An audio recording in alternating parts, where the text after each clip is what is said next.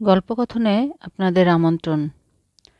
পড়ছি হুমায়ূন আহমেদের চলে যায় বসন্তের দিন। হিমু, আমি মহা বিপদে পড়েছি। তুই আমাকে বিপদ থেকে উদ্ধার কর। বিনিময়ে যা চাইবি তাই দেব। আমার অতি গুণধর পুত্র মনে হয় কাণ্ড ঘটিয়ে ফেলেছে। ভাড়াখাটা টাইপ একটা মেয়েকে বিয়ে করে ফেলেছে। মুখে অবশ্য এখনো কিছু বলছে না। আমি গন্ধে গন্ধে বুঝে ফেলেছি। আমার ঘুম হারাম হয়ে গেছে। মেয়েটার নাম ফুলফুলিয়া। যে মেয়ের নাম ফুলফুলিয়া সে কেমন মেয়ে বুঝতেই তো পারছিস। ঘটনা এখানেই শেষ না। ওই হারামজাদি মেয়ের বাবা কি করে জানিস? সে হারমোনিয়াম বাদক। যাত্রা দলে হারমোনিয়াম আরও কি সব নাকি বাজায়। তুই চিন্তা করে দেখ, ছেলের বাবা ক্যাবিনেট সেক্রেটারি আর শ্বশুর হারমোনিয়াম বাদক। হিমু, যেভাবেই হোক জহিরকে বুঝিয়ে সুঝিয়ে পথে আনতে হবে। ওই হারামজাদিকে দূরে কোথাও বিয়ে দিয়ে বিদায় করার ব্যবস্থা কর। যাবতীয় খরচ আমি দেব। প্রয়োজনে গয়নাও কিনে দেব। তোর দোহাই লাগে, ঘটনা কাউকে বলবি না। চিঠি পাওয়া মাত্র আমার কাছে চলে আসবি। দুজনে পরামর্শ করে সিদ্ধান্ত নেব। তোর খালু সাহেব এখনো কিছু জানে না। তাকে ইচ্ছে করে কিছু জানাইনি। এত বড় শখ সে নিতে পারবে না। ধুম করে এটাক ফেটাক হয়ে যাবে। একবার অ্যাটাক হয়েছে, দ্বিতীয়বার হলে আর দেখ হবে না। হিমু, তুই আমাকে বাঁচা। ইতি, তোর মাজেদা খালা। 1 পৃষ্ঠার চিঠি। চিঠির সঙ্গে 500 টাকার চকচকে একটা নোট স্ট্যাপল করা। এটা হলো মাজেদা খালার স্টাইল। তিনি কাউকে চিঠি দিয়েছেন, সঙ্গে টাকা স্ট্যাপল করা নেই এমন কখনো হয়নি। চিঠির সঙ্গে টাকা দেওয়ার পিছনে একটা গল্প আছে। খুব ছোটবেলায় মাজেদা খালার বড় মামা তাকে একটা চিঠি দিয়েছিলেন। চিঠির সঙ্গে ছিল একটা চকচকে 10 টাকার নোট। জীবনের প্রথম চিঠি, সেই সঙ্গে টাকা। খালার মাথায় ভিতরে ব্যাপারটা ঢুকে গেল। তখন থেকেই তিনি ঠিক করেছেন, যখনই কাউকে চিঠি লিখবেন সঙ্গে টাকা থাকবে। শৈশবের প্রতিজ্ঞা কৈশোর পর্যন্ত গড়ায় না। মাজেদা খালা ব্যতিক্রম। তিনি এখনও প্রতিজ্ঞা রক্ষা করে চলেছেন। শুরুতে 10 টাকা 20 টাকা দিতেন। অবস্থার পরিবর্তনের সঙ্গে সঙ্গে টাকার পরিমাণ বেড়েছে। এখন চিঠি প্রতি 500 টাকা। মাজেদা খালার চিঠিকে গুরুত্বের সঙ্গে নেয়ার কোনো কারণ নেই। দড়ি দেখলেই যার সাপ মনে করে তিনি তাদের চেয়েও 2 ডিগ্রি উপরে। যে কোনো লম্বা সাইজের জিনিস দেখলেই তিনি সাপ মনে করেন। কাছে গিয়ে দেখবেনও না সাপ কিনা, দূর থেকেই চিৎকার চেঁচামেচি, ও মা গো, দোতলায় সাপ এলো কীভাবে। আমি নিশ্চিত জহিরকে নিয়ে তিনি যে মহা দুশ্চিন্তায় পড়েছেন তা পুরোপুরি অর্থহীন। জহির অতি ভালো ছেলে। সে যে কত ভালো তা একটা অতি ব্যবহার করে বোঝানো যাবে না। খুব কম করে হলেও 3টা অতি ব্যবহার করতে হবে। অতি অতি অতি ভালো ছেলে। সে ফিজিক্সে অনার্স পড়ছে। দুর্দান্ত ছাত্র। পাশ করেই ঢাকা ইউনিভার্সিটিতে লেকচারারের চাকরি পেয়ে যাবে। কিন্তু তার জীবনের স্বপ্ন সে একটা কফির দোকান দেবে। আধুনিক কফি শপ। জীবন কাটাবে কফি বিক্রি করে। কারণ কফির গন্ধ তার ভালো লাগে।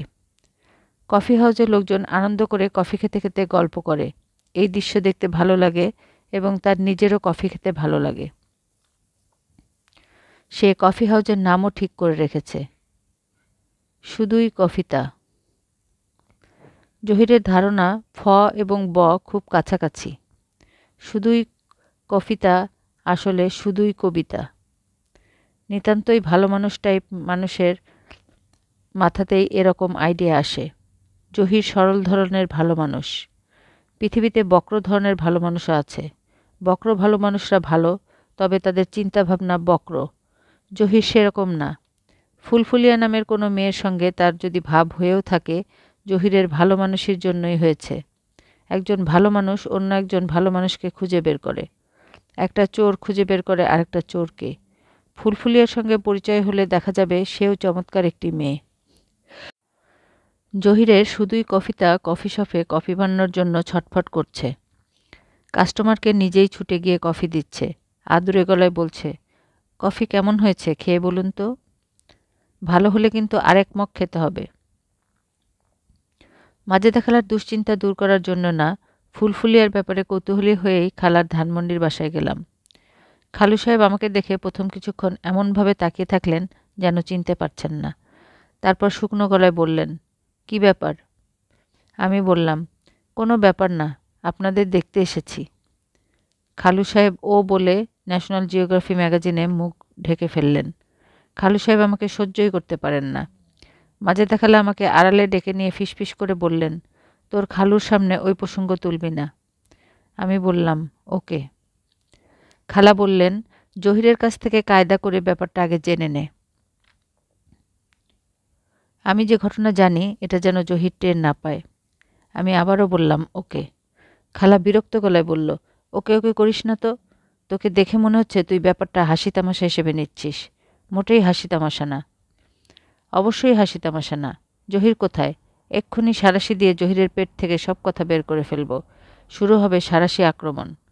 খালা বললেন, আজ রাতে তুই আমার বাড়িতে থাকবি। আমি বললাম, কথা বের করে তোমাকে দিয়ে যাই, থাকার দরকার কি? থাকলে সমস্যা কি? বড়লোকের বাড়িতে আমার ঘুম হয় না খালা। কমিউনিস্টদের মতো কথা বলবি না। তুই কমিউনিস্ট না, তুই হিমু। তোকে যেখানে ঘুমোতে বলা হবে তুই সেখানেই ঘুমাবি। রাতে কি খাবি? যা খাওয়াবে তাই খাবো। নতুন একটা বাবুর্চি রেখেছি, খুব ভালো মোগলাই রাঁধে। তোর কপাল খারাপ, বাবুর্চি ছুটিতে আছে। অসুবিধা নেই, পোলাও খা। পোলাও আর ঝাল মুরগির ঝোল হবে না? ফ্রিজে ইলিশ মাছ আছে, ইলিশ মাছ ভেজে দিতে বলবো। আচ্ছা। গ্রামের বাড়ি থেকে সরবাটা ঘি এনেছি, খেয়ে দেখ ঘি কাকে বলে। ঠিক আছে, খাবো সরবাটা ঘি। মাজেদা খালা ছোট্ট নিঃশ্বাস ফেলে বললেন, ঘর ভর্তি খাবার, কেউ খায় না। খায় না কেন? তোর খালুর ডিসপেপসিয়া হয়েছে, কিছুই হজম হয় না। পানি খেলেও নাকি টক ঢেকুর ওঠে। আর জহিরও খাওয়া ছেড়ে দিয়েছে, গত 1 মাস ধরে শুধু ডাল ভাত খাচ্ছে। ওই দিন বলল শুকনা মরিচ আর রসুন পিষে ভর্তা বানিয়ে দিলে ভর্তা দিয়ে খাবে, আর কিছু খাবে না।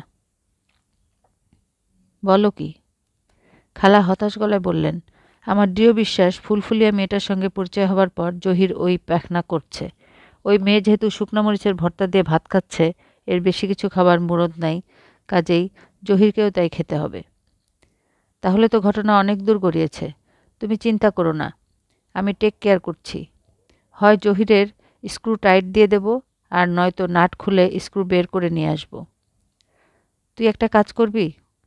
অবশ্যই করব। কাজ করে ভাত খাবো, ফুড ফর ওয়ার্ক। একটা ডিজিটাল রেকর্ডার পকেটে নিয়ে যা। জহিরের সঙ্গে কথাবার্তা যা হবে রেকর্ড করে ফেলবি। মা হয়ে ছেলের গোপন কথা রেকর্ড করা ঠিক হবে? অবশ্যই ঠিক হবে। মা ছেলের ভবিষ্যৎ দেখবে না? সে মাতারির সঙ্গে প্রেম করলে আমি আটকাবো না? তাহলে দাও তোমার ডিজিটাল রেকর্ডার। আসলে কথা যখন শুরু হবে তখন কায়দা করে রেড বাটন পুশ করবি। 15 মিনিট রেকর্ড হবে। আমি গলা নামিয়ে বললাম, নিজেকে কেমন যেন স্পাই স্পাই লাগছে। খালু সাহেবের তো একটা লাইসেন্স করা পিস্তল আছে, পিস্তলটা দাও, পকেটে করে নিয়ে যাই। স্পাই যখন হয়েছি পুরোপুরি হই। একটা ম্যাগনিফাইং গ্লাস দাও, স্পাইদের সঙ্গে ম্যাগনিফাইং গ্লাস থাকে। ফাজলামো করিস না হিমু, তোকে ফাজলামি করার জন্য ডাকিনি। তোর সব ভালো ফাজলামিটা ভালো না। তুই তোর খালুর সঙ্গে গল্প কর, আমি ডিজিটাল রেকর্ডারটা রেডি করে দেই। ব্যাটারি আনতে হবে, ব্যাটারি নেই। আমি খালু সাহেবের সামনে বসে আছি। কতক্ষণ বসে থাকতে হবে বুঝতে পারছি না। ডিজিটাল ভয়েস রেকর্ডার ব্যাটারি আসবে, যন্ত্র পরীক্ষা নিরীক্ষা করে মেশিন রেডি করে মিশনে যেতে হবে। খালু সাহেব ন্যাশনাল জিওগ্রাফি থেকে চোখ তুলছেন না। তিনি হাঁটুর উপরে পা তুলে দিয়েছেন, পায়ের পাতা নাড়ছেন। পাশে বসে থাকা মানুষকে সম্পূর্ণ অগ্রাহ্য করার চেষ্টা। চেষ্টা সফল হচ্ছে না। আমি বরং তার কর্মকাণ্ডে মজা পাচ্ছি। আমি তাকিয়ে আছি টিভির দিকে। টিভিতে CNN চলছে, শব্দহীন টিভি। খালু সাহেব ইদানিং শব্দহীন টিভি দেখেন। হিমু। জি। খালু সাহেব ন্যাশনাল জিওগ্রাফি বন্ধ করে আমার দিকে তাকালেন। তার ভুরু কুঁচকে আছে, নাকও খানিকটা কুঞ্চিত। গরম মারে ছাল পুড়ে ঘা হয়ে যাওয়া নেড়িকুত্তার দিকে মানুষ এইভাবে তাকায়। কি করছো আজকাল? কিছু করছি না। কিছু করছি না বাক্যটা যেভাবে বললে তাতে মনে হচ্ছে কিছু না করাটা খুব মহৎ কিছু। খারাপ কিছু করার চেয়ে কিছু না করাই তো অবশ্যই মহৎ। চুরি ডাকাতি তো। আমার সঙ্গে বাজে তর্কে করবে না। জি আচ্ছা। ব্যক্তিগতভাবে তোমার প্রতি আমার কোনোই বিদ্বেষ নেই, কিন্তু আমি অকর্মণ্য অলস মানুষ সারা জীবন অপছন্দ করেছি। আমৃত্যু করব বলে ধারণা। তুমি যদি কিছু মনে না করো অন্য কোথাও গিয়ে বসো। তুমি আমার পাশে বসে আছো বলেই পড়ায় মন দিতে পারছি না। কিছু মনে করছো না তো? জি না, কিছু মনে করছি না। আমি নিশ্চিত তুমি আমার কথায় হার্ট হয়েছ। তোমাকে হার্ট করার জন্য কথাগুলো বলিনি। আমার নিজের ছেলে জহির যদি তোমার মতো জীবনযাপন করত, তাকেও আমি আমার পাশে বসতে দিতাম না। খালু সাহেব আবারও ম্যাগাজিন পাঠে মন দিলেন। এই পরিস্থিতিতে নিঃশব্দে উঠে অন্য কোথাও সরে যাওয়া উচিত। সেটি করছি না। মানুষটাকে আরেকটু রাগিয়ে দিতে ইচ্ছে করছে। রেগে তিনি তেতে থাকবেন, কিন্তু ভদ্রতা ও রুচিবোধের কারণে আমার সঙ্গে কথা বলতে হবে নিচু গলায়, প্রায় হাসি মুখে। এই দৃশ্যটা দেখতে ভালো লাগে। ভদ্রতা এবং রুচিবোধ থাকারও বিপদ আছে। আমি এখন জহিরের ঘরে। জহির হাত পা সোজা করে বিছানায় লম্বা হয়ে শুয়ে আছে। গাঢ় ঘুম। 1 বছর পর জহিরের সঙ্গে দেখা। মানুষের বয়স বাড়ে। এই ছেলের মনে হয় বয়স কমেছে। চেহারায় বালক বালক ভাব এসে গেছে। ঘুমন্ত জহিরকে দেখে মনে হচ্ছে তার স্কুলে ফাইনাল পরীক্ষা চলছে। সে রাত জেগে পড়ছে। মাঝখানে ক্লান্ত হয়ে কিছুক্ষণ শুয়েছিল। ভেবে রেখেছিল রেস্ট নিয়ে আবার পড়া শুরু করবে। রেস্ট নিতে নিতে ঘুম এসে গেছে। আমি ডাকলাম, এই জহির, এই। জহির স্প্রিংয়ের পুতুলের মতো উঠে বসল। কিছুক্ষণ অবাক হয়ে আমার দিকে তাকিয়ে থেকে রোবট টাইপ গলায় বলল, হিমু ভাইজান, কটা বাজে? আমি বললাম, 8:30। জহির বলল, তোমার 9টার মধ্যে আসার কথা, তুমি 8:30টায় চলে এসেছ? আশ্চর্য তো। আমার 9টার মধ্যে আসার কথা নাকি? আমি তোমাকে কল দিয়েছি 7:05। তখনই বলে দিয়েছি বাই 9 তুমি যেন চলে আসো। মানুষ টাইমের পরে আসে, তুমি চলে এসেছ আগে। কিভাবে কল দিলি? আধ্যাত্মিক উপায়ে কল দিয়েছি। ব্যাপারটা যে সত্যি সত্যি কাজ করবে বুঝতে পারিনি। আমার খুবই অবাক লাগছে। মনে মনে আমাকে ডেকেছিস? কিভাবে ডেকেছি শোনো। প্রথমে দরজা জানলা বন্ধ করেছি, তারপর বিছানায় শবাসন হয়ে শুয়েছি, হাত পা সোজা করে সরলরেখার মতো শোয়া। চোখ বন্ধ করে এক মনে বলেছি, হিমু ভাইজান, তুমি যেখানেই থাকো রাত 9টার মধ্যে চলে আসো। 50 বারের মতো বলেছি। বলতে বলতে ঘুমিয়ে পড়েছি। ঘুমিয়ে পড়ার কথা না, আবার ঘুম এসে গেছে। টেলিপ্যাথিক উপায়ে তোমাকে কাছে মেসেজ চলে গেছে। তুমি চলে এসেছো। How wonderful. টেলিপ্যাথিক ডাকাডাকির বুদ্ধি কি তোর মাথাতে এসেছে না কেউ দিয়েছে? জহির গলা নিচু করে বলল, একটা মেয়ের কাছ থেকে এই বুদ্ধি পেয়েছি। এই মেয়েটার বাসায় টেলিফোন নেই। ওর যখন কাউকে ডাকার দরকার পড়ে তখন এভাবে ডাকে, তাতে নাকি কাজ হয়। মেয়েটার কথা আগে বিশ্বাস করিনি, এখন পুরোপুরি বিশ্বাস হচ্ছে। আমি বললাম, মেয়েটার নাম কি ফুলফুলিয়া? বেশ কিছুক্ষণ হতভম্ব হয়ে থাকার পর জহির প্রায় তোতলাতে তোতলাতে বলল, তুমি কিভাবে জানো? সেটা দিয়ে তোর দরকার নেই। মেয়েটার নাম ফুলফুলিয়া কিনা বল। মেয়েটার বাবা তাকে ডাকেন ফুল। মা যখন বেঁচে ছিলেন তখন ডাকতেন ফুলিয়া। মেয়েটা করেছে কি, দুজনের নাম একত্র করে তার নাম দিয়েছে ফুলফুলিয়া। তুই আমাকে টেলিপ্যাথিক পদ্ধতিতে ডেকে এনেছিস কেন? ফুলফুলিয়ার বিষয়ে কথা বলার জন্য? তুমি এত সব জানো কিভাবে? ভাইজান, তুমি খুবই বিস্ময়কর একজন মানুষ। তুই নিজেও কম বিস্ময়কর না। যা হোক, এখন ঘটনা কি বল। তোমাকে আর নতুন করে কি বলবো, তুমি তো মনে হচ্ছে সবই জানো। তা জানি, তবু তোর মুখ থেকে শুনি। জহির চাপা গলায় প্রায় তোতলাতে তোতলাতে বলল, ভাইজান, আমি ঠিক করেছি ফুলফুলিয়াকে বিয়ে করব। ঠিক করে থাকলে করবি। মা মনে হয় রাগ করবে, তাই না? রাগ অবশ্যই করবে, তোর বাবার পিস্তল দিয়ে ফুলফুলিকে গুলি করার সমূহ সম্ভাবনা। ওকে কেন গুলি করবে?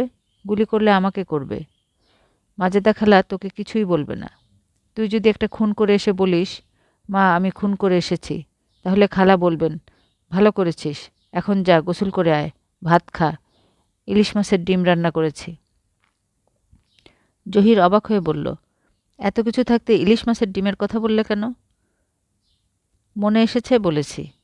তুই এত অবাক হয়ে তাকিয়েছিস কেন? ফুলফুলিয়ার সবচেয়ে পছন্দের খাবার হলো ইলিশ মাছের ডিম। আমার আবার ইলিশ মাছের ডিম খুবই অপছন্দের খাবার। ফুলফুলিয়ার আরেকটা পছন্দের খাবারের কথা শুনলে তুমি চমকে উঠবে। শুকনো মরিচের সঙ্গে রসুন মিশিয়ে বেটে ভর্তা। জহিরের মুখ হা হয়ে গেল। সত্যিকার বিস্মিত মানুষের মুখ দেখা খুবই আনন্দের ব্যাপার। বেশিরভাগ মানুষই বিস্মিত হবার ভান করে, বিস্মিত হয় না। জহির সত্যি সত্যি বিস্মিত। তার হা করে থাকা মুখের দিকে তাকিয়ে আমি খুবই মজা পাচ্ছি। জহির, জি ভাইজান। ফুলফুলিয়া সম্পর্কে তোর পরিকল্পনা কি বল শুনি। খুব গুছিয়ে বলবি। তার আগে 1 মিনিটের জন্য চোখ বন্ধ কর। কেন? আমি একটা লাল বোতাম টিপব। কিসের লাল বোতাম? কিসের লাল বোতাম তোর জানার দরকার নেই। তোকে চোখ বন্ধ করতে বলছি, তুই চোখ বন্ধ কর। জহির বাধ্য ছেলের মতো চোখ বন্ধ করল। আমি ডিজিটাল ভয়েস রেকর্ডারের বোতাম টিপে জহিরের সামনে রাখলাম। এখন ইচ্ছে করলে চোখ মেলতে পারিস, লজ্জা করলে চোখ মেলার দরকার নেই। ফুলফুলিয়া সম্পর্কে তোর পরিকল্পনা গড়বড় করে বলে যা। ফিসফিস করবি না, উঁচু গলায় বলবি। প্রতিটি শব্দ যেন আলাদা করে বোঝা যায়। টু দ্য পয়েন্ট থাকবি, ফেনাবি না। Ready, get set go. Zahir আবার তার বিখ্যাত রোবট গলায় কথা বলতে শুরু করল। মনে হচ্ছে প্রতিমন্ত্রীদের মতো লিখিত ভাষণ পড়ছে। ভাইজান, আমি ঠিক করেছি ফুলফুলিয়াকে বিয়ে করব। আমি জানি সবাই খুব রাগ করবে, কিন্তু আমি মন ঠিক করে ফেলেছি। বিয়ে করব কাজীর অফিসে। বিয়েতে তুমি একজন সাক্ষী হবে, আরেকজন সাক্ষীও তুমি জোগাড় করবে। কোত্থেকে করবে সেটা তুমি জানো। ফুলফুলিয়া সম্পর্কে এই আমার পরিকল্পনা। বিয়ের পরেও কি তুই তোর মাকে জানাবি না? বিয়ের পর জানাবো। কাজী অফিস থেকে টেলিফোন করে জানাবো। খালা তোকে স্ট্রেট বাড়ি থেকে বের করে দেবে। তুই যাবি কোথায়? সেটা নিয়ে চিন্তা করি না। চিন্তা না করে ভালোই করেছিস। বেশি চিন্তা ভাবনা করলে কিছু হয় না। তুই একভাবে চিন্তা করে রাখবি, ঘটনা ঘটবে অন্যভাবে। চিন্তাহীন জীবনযাপন করা উচিত। ফুলফুলিয়ার একটা ছবি আমার কাছে আছে, দেখবে? না, ক্লাস 7-এ পড়ার সময়কার ছবি। এখনকার চেহারার সাথে কোনো মিল নেই। এই সময়ের কোনো ছেলে প্রেমিকার ছবি পকেটে নিয়ে ঘোরে না। ছবি পকেটে নিয়ে ঘোরাটাকে গ্রাম্যতা মনে করা হয়। তুই কি মনে করে ঘুরছিস? আমি ছবি পকেটে নিয়ে ঘুরছি না তো। ছবিটা পেজ মার্জ হিসেবে ব্যবহার করছি। আমার অবশ্য অন্য একটা পরিকল্পনাও আছে, খুবই হাস্যকর পরিকল্পনা। বলবো? বল। আমার কম্পিউটারে ফটোশপ আছে। আমি করব কি, ফুলফুলিয়ার ছবি ফটোশপে ঢুকাবো। আইনস্টাইনের ছবি তার সঙ্গে জুড়ে দিয়ে প্রিন্ট বের করব। ছবিতে দেখা যাবে আইনস্টাইন ফুলির মাথায় হাত রেখে হাসি হাসি মুখে বসে আছেন। রবীন্দ্রনাথের সঙ্গে ছবি থাকবে না? কবিগুরুর কোলে ফুলফুলিয়া বসে আছে। কবিগুরুর দাড়ির খোঁচা লাগছে ফুলফুলিয়ার গালে। অবশ্যই থাকবে। কবি নজরুলের সঙ্গে থাকবে। কবি নজরুল হারমোনিয়াম বাজাচ্ছেন, ফুলফুলিয়া গান করছে।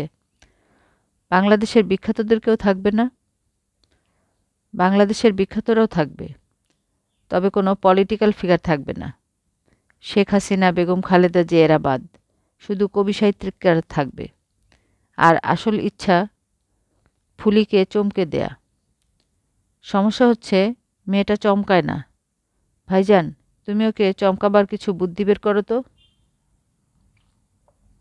তুই কোনো চিন্তা করিস না।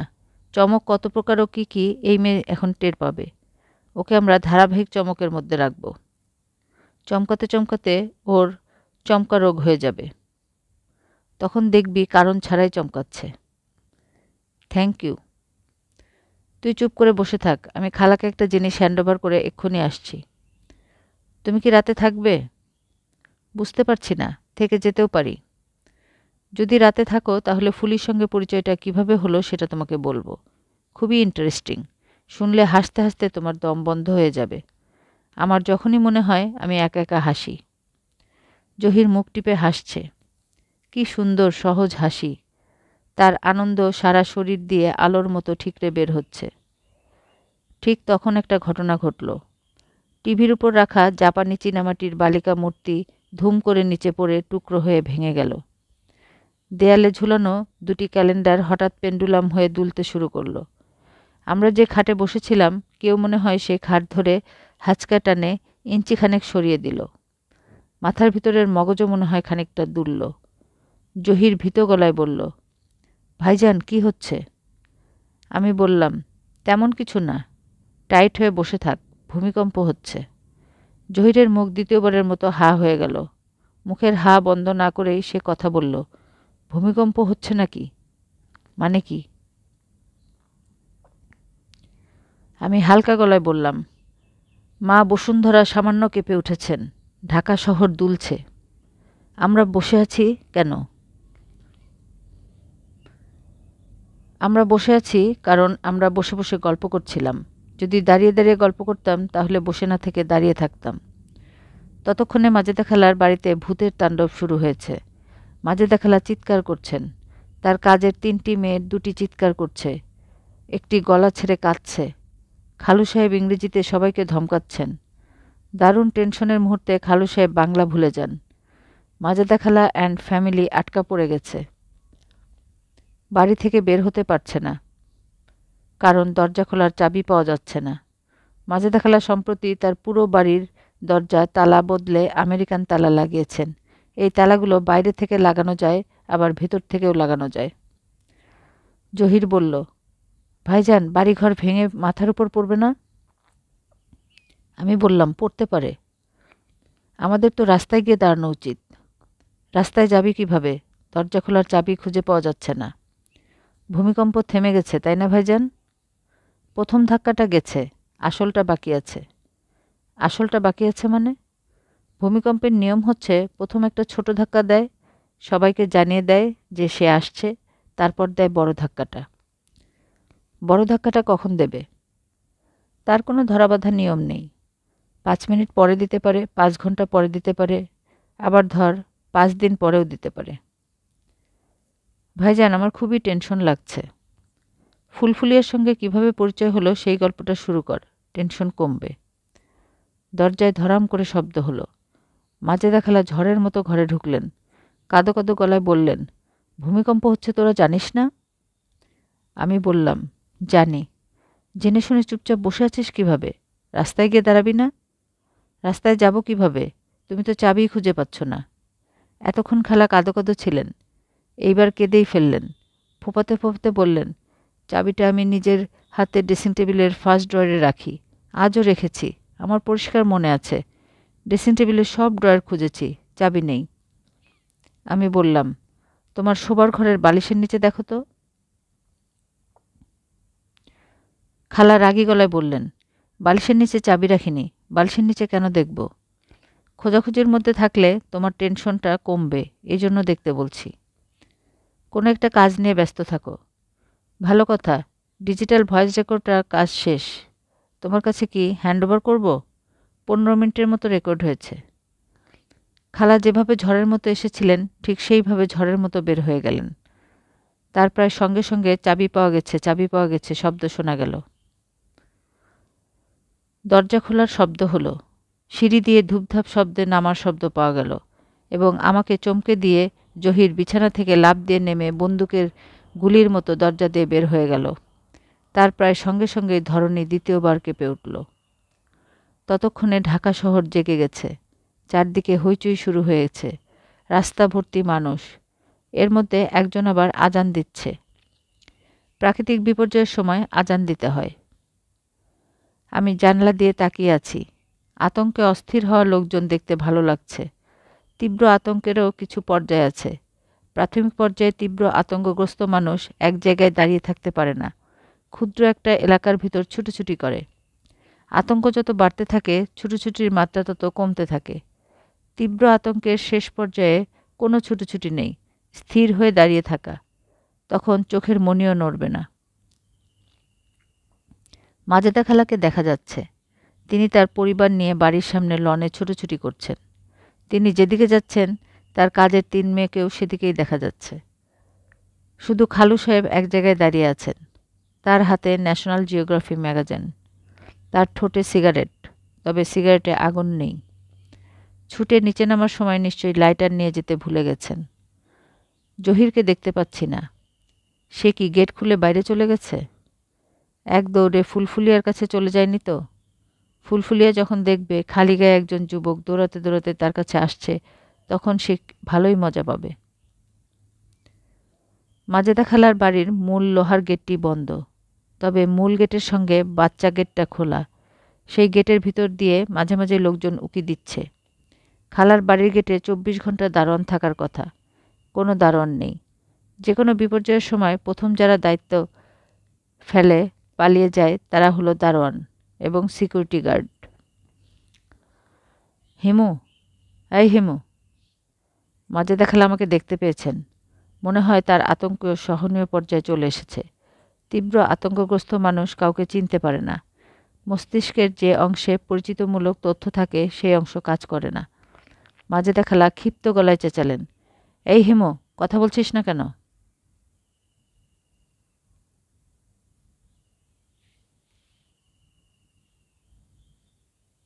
আমি বললাম, খালা কেমন আছো?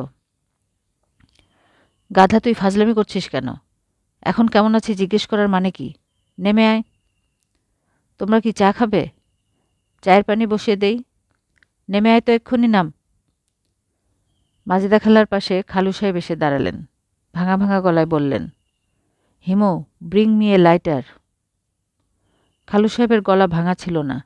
মনে হচ্ছে ভূমিকম্পে তার গলা ভেঙে গেছে। ভূমিকম্পে ঘর বাড়ি ভাঙে বলে জানি, মানুষের গলা ভাঙে এটা শুনিনি। আমি বললাম, খালু সাহেব, পোর্চের লাইটটা কি জ্বালিয়ে দেব? খালু সাহেব বললেন, কেন?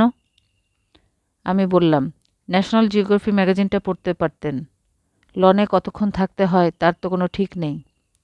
খালু সাহেব বিড়বিড় করে কি যেন বললেন, নিশ্চয়ই ইংরেজিতে গালাগালি। দোতলা থেকে শোনা যাচ্ছে না। রাত 12টা। ভূমিকম্প ভীতি সামলে মাজেদা খালা বাড়িতে উঠে এসেছেন। রান্নাবান্না কিছু হয়নি। তার 3 কাজের মেয়ে রান্নাঘরে ঢুকে গেছে। খালা খালু দুজনই বসার ঘরে সোফায়। খালু সাহেব ভাঙা গলায় স্ত্রীর সঙ্গে গল্প করছেন।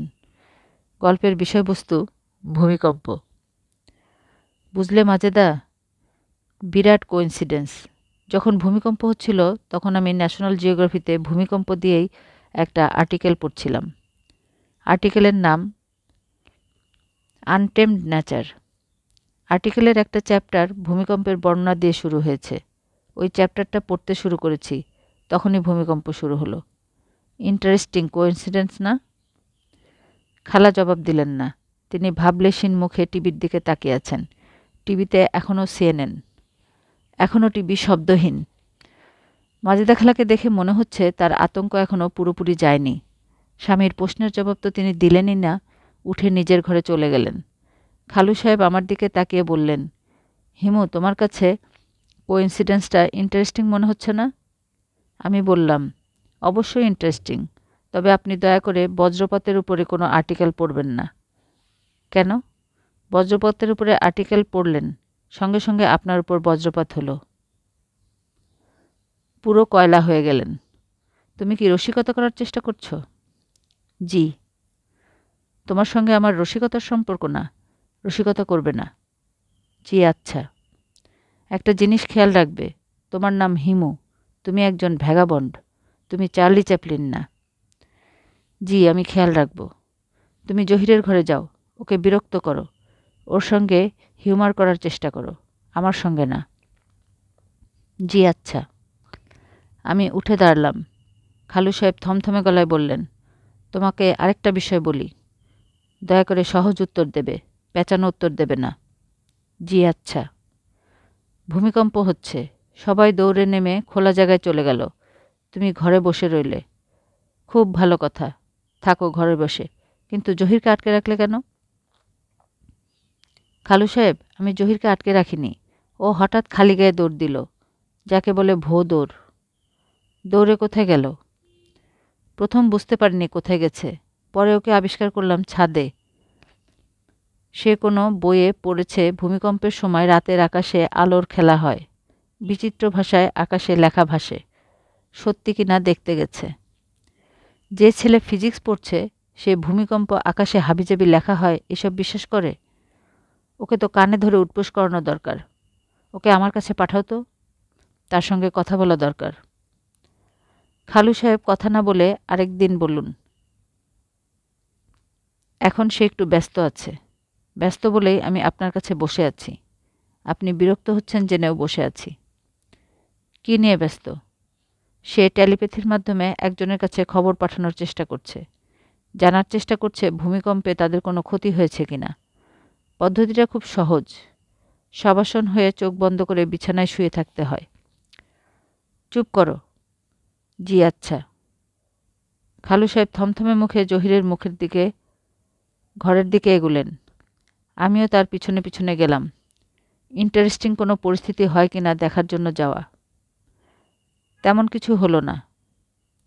খালু সাহেব হতভম্ব হয়ে দেখলেন তার পুত্র চোখ বন্ধ করে সরলরেখা হয়ে শুয়ে আছে, মুখে বিড়বিড় করছে। খালু সাহেব যেভাবে নিঃশব্দে ছেলের ঘরে ঢুকেছেন সেইভাবেই নিঃশব্দে ছেলের ঘর থেকে বের হলেন। আমাকে ইশারায় তার পিছনে পিছনে আসতে বললেন। আমিও বাধ্য ছেলের মতো তাকে অনুসরণ করলাম। তিনি আমাকে সিঁড়ির কাছে নিয়ে গিয়ে কঠিন গলায় বললেন, হিমু, তুমি নানাবিধ যন্ত্রণা তৈরি করো। আমি আমার পরিবারে কোনো যন্ত্রণা চাই না। তুমি আর এ বাড়িতে আসবে না। তুমি এক্ষুনি বিদায় হও। আমি বিনীত ভঙ্গিতে বললাম, আমার রাতে খাওয়ার কথা, ইলিশ মাছ ভাজা হচ্ছে। কথা বাড়াবে না, বিদায় হও। আমি সিঁড়ি দিয়ে নামতে শুরু করলাম। খালু সাহেব দরজা ধরে দাঁড়িয়ে আছেন। তার মুখ থমথম করছে। হিমু, তুই রাতে কাউকে কিছু না বলে চলে গেলি কেন? তুই নিজেকে কি ভাবিস? যা মনে আসে করে বেড়াবি? তোকে কেউ কিছু বলতে পারবে না? বাংলাদেশের সব মানুষের মাথা কি তুই কিনে নিয়েছিস? ওই রাতে কি ঘটেছিল আমার কাছে শোন। আমার প্রচণ্ড মাথা ধরেছিল। আমি বাতি বন্ধ করে শুয়েছিলাম। এতে মাথা ধরা আরও বাড়ল। তুই বোধহয় জানিস না, শুয়ে থাকলে আমার মাথা ধরা বাড়ে। আমার সবই উল্টা। যাই হোক, মাথা ধরা যখন খুব বাড়ল তখন মাথা ধরার ট্যাবলেটের খোঁজে গেলাম তোর খালুর কাছে। দেখি সে একা মুখ আমসি করে বসে আছে। তাকে জিজ্ঞেস করলাম, হিমু কোথায়? তোর খালু বলল, জানি না কোথায়। আমি বললাম, সে চলে গেছে নাকি? তোর খালু বলল, জানি না, যেতেও পারে। খবর না দিয়ে যে আসে সে খবর না দিয়ে চলে যায়। তখন আমি গেলাম জহিরের ঘরে। সেখানেও তুই নেই। কাজের মেয়েরাও কেউ কিছু বলতে পারে না। গেটের দারোয়ানকে জিজ্ঞেস করলাম। সেও বলল, গেট দিয়ে কাউকে যেতে দেখেনি। তোর খালু বলল, চলে গেছে, গেছে। এত হইচই করছো কেন? টেবিলে খাবার দিতে বলো। হিমু, কাউকে কিছু না বলে চলে যাওয়াটা ঠিক না। আমি রাগ করেছি এবং মনে কষ্ট পেয়েছি। আমি যাদেরকে বেশি স্নেহ করি তারাই আমাকে কষ্ট দেয়। জহিরের কথাই মনে করে দেখ। ডিজিটাল ভয়েস রেকর্ডারে জহিরের সব কথাবার্তা এই নিয়ে 5 বার শুনলাম। আমার হাত পা ঠান্ডা হয়ে আসছে। এইসব কী ধরনের কথাবার্তা? আমার তো মনে হয় ছেলেটা পাগল হয়ে গেছে। তার ডাক্তারি চিকিৎসা দরকার। কোনো সুস্থ মাথার ছেলে এ ধরনের কথা বলতে পারে? ভূমিকম্পের রাতে সে তার বাবার সঙ্গে যে কথাবার্তা বলেছে সেটা শুনলেই যে কেউ বলবে, ছেলেকে পাবনা মেন্টাল হসপিটালে পাঠিয়ে দাও। এটাই তার জন্য উপযুক্ত জায়গা। ঘটনা কি হয়েছে শোন। বাপ ছেলে খেতে বসেছে। আমি বসিনি। প্রথমত আমার মাথার যন্ত্রণা। দ্বিতীয়ত তোর জন্য রান্নাবান্না করিয়েছি আর তুই না বলে পালিয়ে গেছিস।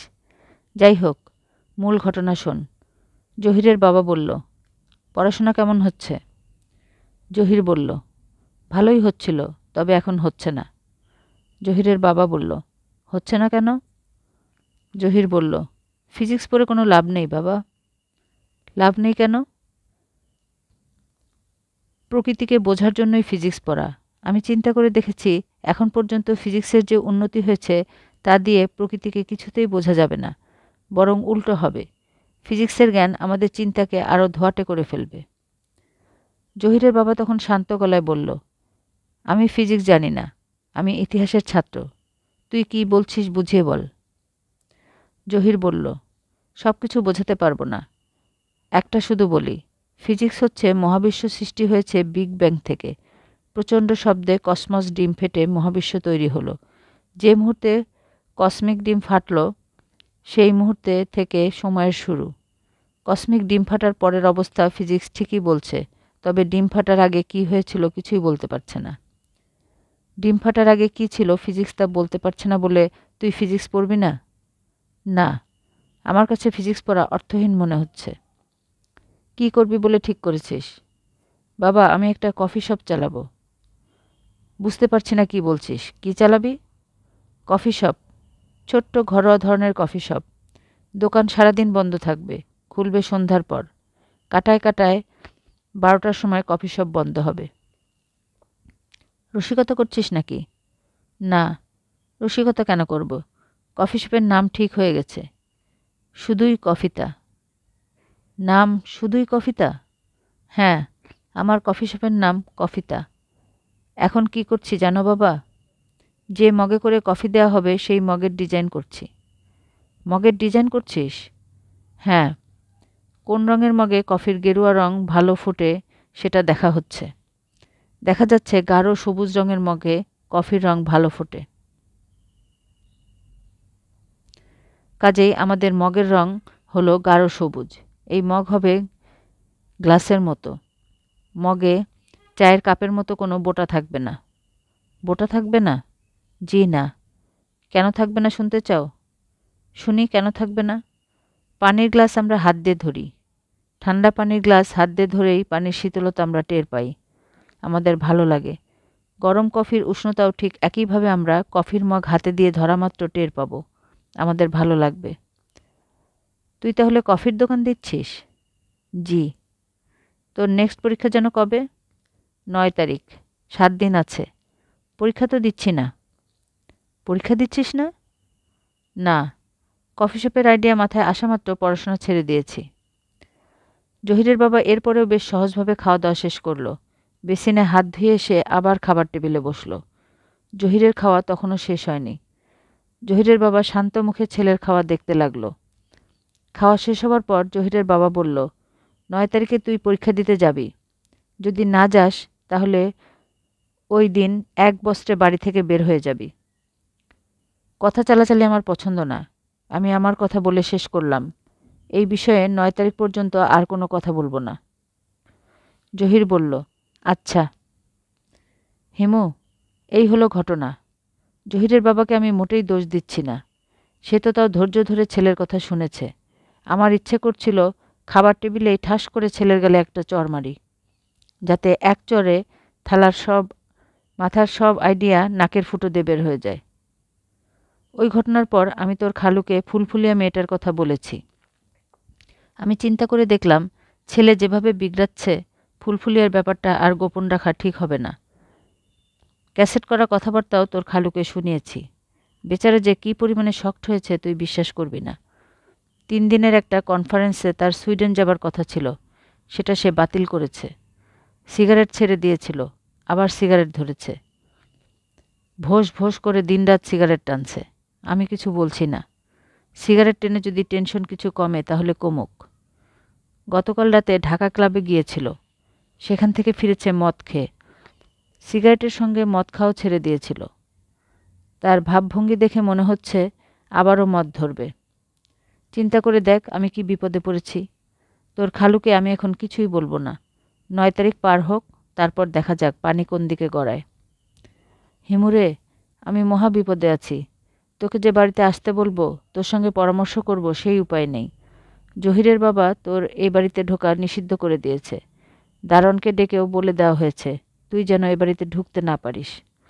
জহিরের বাবার ধারণা তার ছেলের এই সমস্যার মূলে আছিস তুই। তুই নাকি মানুষের মাথায় হালকা বাতাস দিয়ে আইডিয়া ঢুকিয়ে দিয়ে সটকে পড়িস। আমি তাকে বলেছি এটা ঠিক না। হিমু আমাদের দলে, জহিরের কথাবার্তা খুব কায়দা করে হিমুই রেকর্ড করে এনেছে। তোর খালু বলেছে, হিমু সব দলেই আছে।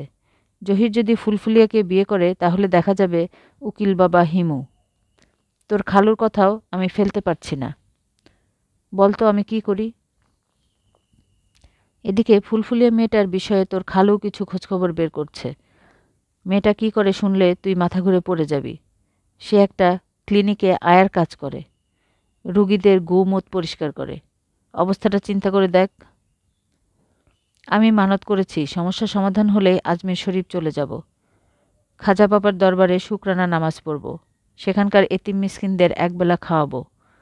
আমার যে কীরকম অস্থির লাগছে তোকে বলে বোঝাতে পারবো না। তোর আমার বাড়িতে আসার দরকার নেই। তোর খালু মানসিক যে অবস্থা ভেতর দিয়ে যাচ্ছে, আমি চাই না সেটা আরও খারাপ হোক। তবে তুই দূর থেকে আমার একটা উপকার করতে পারিস। ফুলফুলিয়া মেয়েটার ঠিকানা দিচ্ছি। তার সঙ্গে দেখা করে এই মেয়েটার বিষয়ে আমাকে একটা রিপোর্ট দে। ভয় দেখিয়ে কিংবা লোভ দেখিয়ে জহিরের কাছ থেকে মেয়েটাকে সরিয়ে দেবার ব্যবস্থা কর। এর জন্য টাকা পয়সা যা লাগে আমি খরচ করব। কেয়ারটেকারের কাছে ঠিকানা আছে, তুই তার কাছ থেকে ঠিকানাটা নে। ওর কাছে 10,000 টাকাও দিয়েছি। প্রয়োজনে গুন্ডা লাগিয়ে মেয়েটাকে হুমকি ধামকি দিয়ে অন্য কোথাও সরিয়ে দে। এই উপকারটা তুই আমার কর। ইতি তোর মাঝে দেখালা। পুনশ, হিমু, আমার মাথাটা আসলেই খারাপ হয়ে গেছে। যে ঘটনাটা তোকে জানাবার জন্য চিঠি লিখেছিলাম সেই ঘটনায় জানানো হয়নি, অথচ চিঠি শেষ করে বসে আছি। আসলে আমি আর টেনশন নিতে পারছি না বলে সব এলোমেলো হয়ে যাচ্ছে। সেদিন মাথা ধরার ট্যাবলেট ভেবে তোর খালুর 2টা প্রেশারের ওষুধ খেয়ে ফেলেছি। তারপর দেখি ধুম করে প্রেশার নেমে যাচ্ছে। মাথায় পানি ঢালাঢালি, ডাক্তার ডাকাডাকি। যাই হোক, মূল ঘটনাটা মন দিয়ে শোন। এখন পর্যন্ত ঘটনাটা নিয়ে কারো সঙ্গে আলাপ করিনি। শুধু আমার কাজের মেয়ে 3টিকে বলেছি। কাজটা ভুল হয়েছে। 3টা মেয়ে ভয়ে অস্থির হয়ে আছে। তোর খালুকে ঘটনাটা বলতে গিয়েও বলিনি। তাকে যে বলবো সে গম্ভীর হয়ে বলবে, এটা কিছু না, তুমি স্বপ্ন দেখেছ। চোখের সামনে দেখা জলজন্ত জিনিসকে কেউ যদি বলে স্বপ্ন, তাহলে কেমন রাগ লাগে তুই বল। ঘটনাটা ঘটেছে ভূমিকম্পের রাতে। তখন ঘটনাটা আমি নিজেও বুঝতে পারিনি। ভূমিকম্পের ভয়ে একটা ঘোরের মধ্যে ছিলাম। কি দেখছি বা কি দেখছি না বুঝতেই পারিনি। যতই দিন যাচ্ছে ব্যাপারটা ততই পরিষ্কার হচ্ছে। আমার হাত পা ঠান্ডা হয়ে আসছে। ভূমিকম্পের রাতের কথা তোর মনে আসছে নিশ্চয়ই। দরজা ভেতর থেকে লক করা। আমি দরজা খুলতে পারছি না, চাবি পাচ্ছি না। ড্রেসিং টেবিলের ড্রয়ার ওলটপালট করছি। তোর খালু পাগলের মতো বিড়বিড় করছে। একসময় ছুটে গেলাম জহিরের ঘরে।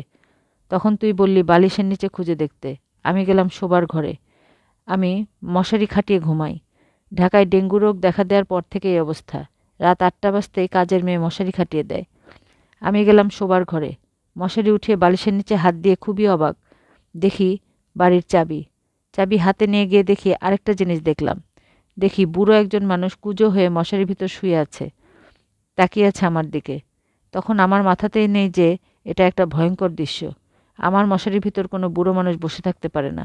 ভূমিকম্পের ভয়ে আমি এতই অস্থির যে বুড়ো মানুষ আমার দিকে তাকিয়ে আছে এটা আমার মাথায় ঢুকলো না। আমি চাবি নিয়ে দরজা খুলে দৌড়ে নিচে চলে গেলাম। হিমু, ব্যাপারটা কি বলতো? আমার কি মাথা খারাপ হয়ে যাচ্ছে? কোনো সাইকিয়াট্রিস্টের কাছে কথা বলা দরকার। সাক্ষাতে এটা নিয়ে তোর সঙ্গে কথা বলবো। আপাতত তুই ফুলফুলিয়ার ব্যাপারটা দেখ। প্রয়োজনে কেয়ারটেকারকে সাথে নিয়ে যা। এই ধরনের মেয়েরা হিংস্র প্রকৃতির হয়ে থাকে। তাদের হাতে পোষা গুন্ডাপান্ডাও থাকে। তোকে একা পেয়ে কিছু একটা করে বসতে পারে। দুজন থাকলে কিছুটা রক্ষা। ভালো থাকিস।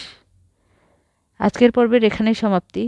গল্প শুনতে ভালো লাগলে সাবস্ক্রাইব করে পাশে থাকুন। ভালো থাকুন, সুস্থ থাকুন। আল্লাহ হাফেজ।